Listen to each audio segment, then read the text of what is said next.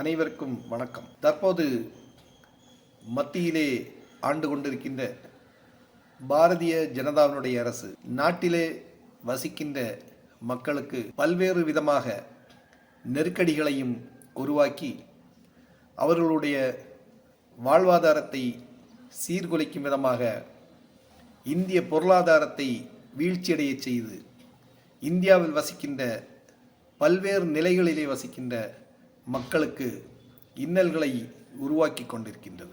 இந்த இந்திய திருநாட்டை காங்கிரஸ் ஆட்சி செய்து கொண்டிருந்த போது அன்றைய காலகட்டத்திலே பல்வேறு திட்டங்களை வகுத்து இந்த இந்திய திருநாட்டை கட்டமைத்து ஒவ்வொரு இந்திய குடிமகனும் சுபிட்சமாக வாழ வேண்டும் என்ற உயரிய சிந்தனையோடு காங்கிரசினுடைய அரசு சிறப்பாக இந்த இந்திய திருநாட்டிலே செயல்பட்டது.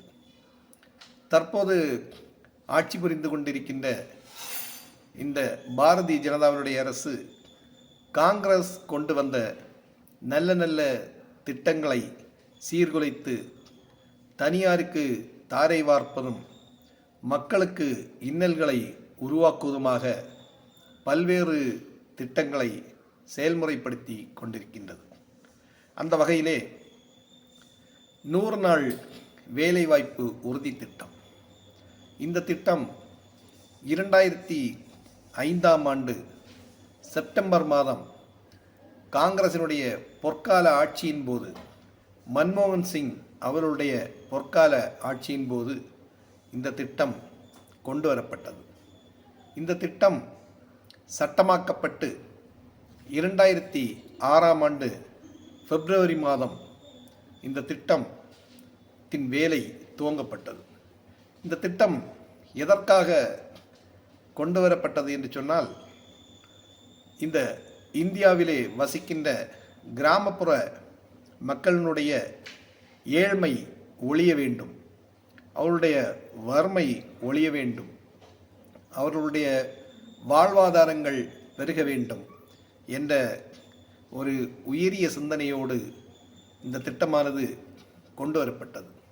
இதற்கு முதலிலே NREGA தேசிய ஊரக வேலைவாய்ப்பு திட்டம் என்று இந்த திட்டத்திற்கு பெயர் சூட்டப்பட்டு, பின்பு 2009ஆம் ஆண்டு அக்டோபர் மாதம் 2ஆம் நாள் நம் இந்திய திருநாட்டிற்கு இரத்தம் சிந்தி சுதந்திரம் வாங்கி தந்த தேசப்பிதா மகாத்மா காந்தியடிகளுடைய ஜெயந்தி தினத்தை முன்னிட்டு இந்த திட்டத்திற்கு மகாத்மா காந்தி தேசிய ஊரக வேலைவாய்ப்பு உறுதி திட்டம் என்று இந்த திட்டத்திற்கு பெயர் மாற்றப்பட்டது.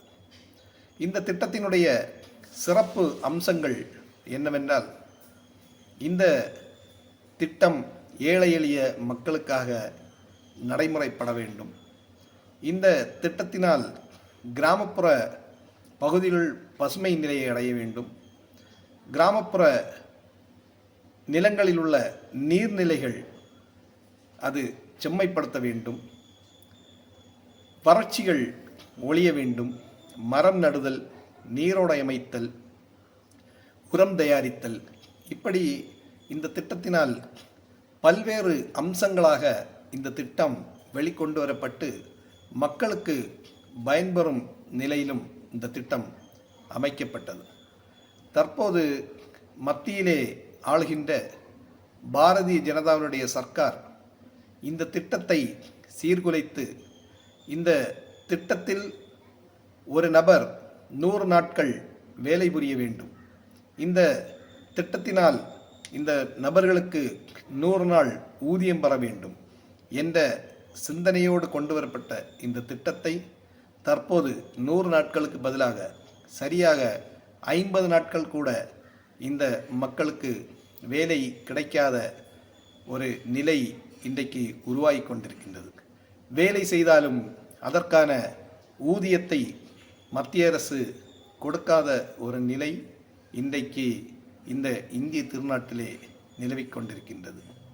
இந்த திட்டத்தின் மகாத்மா காந்தி தேசிய ஊரக வேலைவாய்ப்பு என்ற இந்த பெயரை தற்போது மத்தியிலே ஆளுகின்ற பாரதிய ஜனதாவினுடைய அரசு இன்றைக்கு விபிஜி ராம்ஜி என்ற ஒரு பெயரை மாற்றி, மேலும் இந்த திட்டத்தில் பயனாளிகளுக்கு 100% மத்திய அரசே நிதிகளை பகிர்ந்தளிக்கப்பட்டு கடந்த 20 ஆண்டு காலமாக சிறப்பாக செயல்பட்ட இந்த திட்டத்தை தற்போது 60% மத்திய அரசும் 40% மாநில அரசும் கொடுக்க வேண்டும் என்ற ஒரு நடைமுறையை இன்றைக்கு அமல்படுத்தி இருக்கின்றது. கடந்த காலகட்டத்தை விட இப்பொழுது தற்போது இருக்கின்ற காலகட்டத்தை பார்த்தோமானால் அரசியலமைப்பு சட்டப்பிரிவு 280 கீழ் 15வது நிதி ஆணையத்தின்படி 41% மத்திய அரசு மாநில அரசுக்கு நிதியை பகிர்ந்தளிக்க வேண்டும். ஆனால் கடந்த 2004-2005 நிதியாண்டில் 2,151 லட்சம் கோடிகள் இன்றைக்கு மத்திய அரசு தர வேண்டிய நிதி நிலுவையில் உள்ளது. ஆனால் தற்போது 40% இந்த 100 நாள் வேலை திட்டத்திற்கு மாநில அரசு அந்த நிதியை கொடுக்க வேண்டும் என்ற ஒரு நெருக்கடியை மேலும் மேலும் மாநில அரசின் தலையிலே சுமத்துகின்றது. இது வன்மையாக கண்டிக்கத்தக்கது. இப்படிப்பட்ட பல்வேறு நிலைகளிலே மத்திய அரசு நெருக்கடிகளை கொடுத்து இன்றைக்கு நாட்டு மக்களையும் இந்த 100 நாள் வேலை செய்கின்ற பாமர மக்களையும் வஞ்சித்து கொண்டிருக்கின்றது. இந்த நிலை மாற வேண்டும். மகாத்மா காந்தி அவருடைய பெயரை களங்கப்படுத்தியதை மிக வன்மையாக காங்கிரஸ் கட்சி கண்டிக்கின்றது. இந்த பெயர் மீண்டும் இந்த 100 நாள் வேலை திட்டத்திற்கு MGNRG என்று பெயர் மாற்றம் செய்ய வேண்டும். விபிஜி ராம்ஜி என்ற ஒரு பெயரை அகற்ற வேண்டும் என்பது காங்கிரஸ் கட்சியினுடைய ஒரு கோரிக்கையாகவும் போராட்டக்களமாகவும் இன்றைக்கு மாறியிருக்கின்றது. இந்த நிலை மாற்றப்பட்டால் மட்டுமே தான் இந்தியாவில் வசிக்கின்ற ஒவ்வொரு மக்களும் சுபிட்சமாக வாழ முடியும் என்பதிலே எந்த ஒரு சந்தேகமும் கிடையாது. அன்றைக்கு 2014ஆம் ஆண்டு பல்வேறு மாயஜலைகளை இந்த இந்திய திருநாட்டிலே விதைத்து மோடியினுடைய ஒரு அலையை உருவாக்கி, மாயாஜால அலையை உருவாக்கி ஆட்சியில் வந்ததுதான் இந்த பாரதிய ஜனதா. தற்போது பல்வேறு நிலைகளிலே தனியாருக்கு தாரை வார்ப்பதும், அன்றைக்கு காங்கிரசினுடைய ஆட்சி காலத்திலே இந்தியாவினுடைய கடன் சுமை 58 லட்சம் கோடி.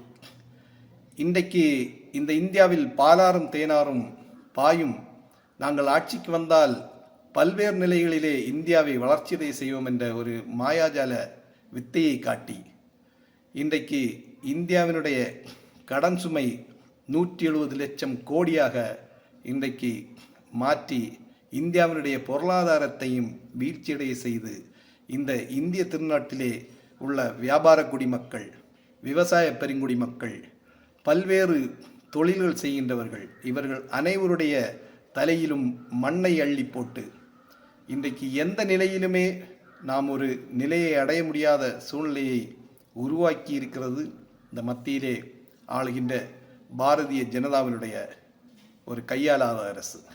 இந்த நிலை மாற்றப்பட வேண்டும் என்று சொன்னால் மத்தியிலே காங்கிரசினுடைய ஆட்சி மீண்டும் மலர வேண்டும். அதற்கு அனைத்து நிலைகளிலும் இளைஞர்கள் முதல் பெரியவர்கள் வரை பாடுபட வேண்டும். இந்தியாவினுடைய கட்டமைப்பை அறிந்து அன்றைக்கு இருந்த இந்தியா எப்படி இருந்தது, இன்றைக்கு இருக்கின்ற இந்தியா எப்படி இருக்கின்றது என்ற ஒரு நிலையை நாம் அறிந்து செயல்பட வேண்டும். ஒவ்வொரு குக்கிராமங்களிலும் காங்கிரஸ் என்ற ஒரு நிலை மாற வேண்டும். மதவாத சக்திகளிடமிருந்து, மதவாதிகளிடமிருந்து இந்தியாவை விலக்கி எடுத்து மக்களாட்சி மலர வேண்டும் என்று கேட்டு அமைகின்றேன். நன்றி, வணக்கம், ஜெய்ஹிந்த்.